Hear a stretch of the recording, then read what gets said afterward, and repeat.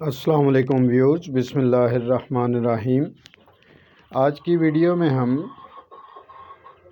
پرندوں کے متعلق سردیوں کی جو پرابلمز ہیں وہ ڈسکس کریں گے۔ تو سردیوں میں جو ہے وہ پرندوں کو عام طور پر نزلہ، زکام، گلا خراب ہونا، چھینکیں آنا، بخار وغیرہ یہ ہو جاتا ہے۔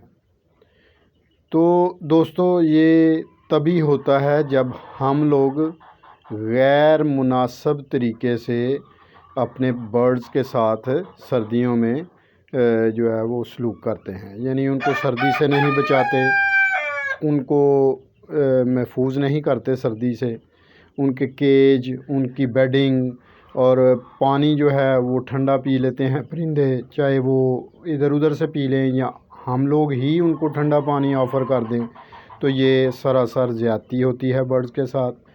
تو احتیاطی تدابیر جو ہیں وہ ہم لوگ جب اختیار کرتے ہیں تو الحمدللہ وہ برڈز جو ہے وہ بڑے سکون سے اور بڑے اچھے طریقے سے ہمیں پروڈکشن دیتے ہیں اور صحت مند بھی رہتے ہیں۔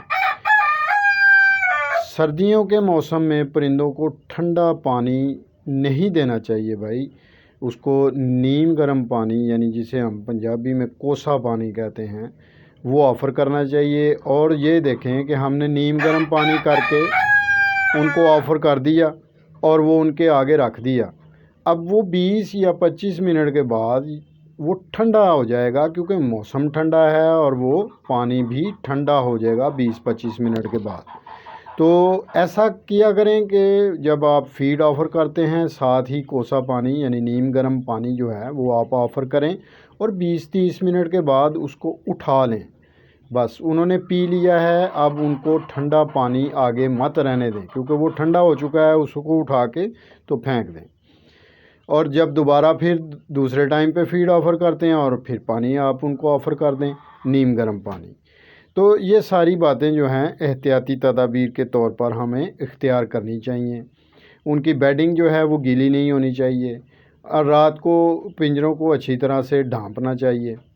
تو اس جو سردیوں کی وجہ سے بیماری آتی ہے اس کے لیے آپ ایرینیکس سیرپ جو ہے وہ بہترین رزلٹ دیتا ہے، اس کو آپ استعمال کر سکتے ہیں۔